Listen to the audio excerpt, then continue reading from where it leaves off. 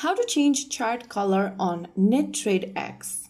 Hi everyone, welcome back to another video from Trading for Beginners. If you're using NetTradeX and want to customize the appearance of your trading chart, firstly open up the NetTradeX application on your device. Once you're logged into the main home page, go ahead and tap on the menu icon at the top left corner and then click on Settings.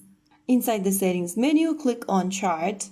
Under Chart, tap the drop down right next to Scheme and then choose a different color you want for your chart. Now get back to the chart screen, but before that you'll need to click on Yes after tapping on the arrow at the top left to apply the changes, and if you go to the chart section, you will be able to change your chart color. So that's it. That's how you do it. You can experiment with different color combinations to create a chart that's comfortable and easy to read.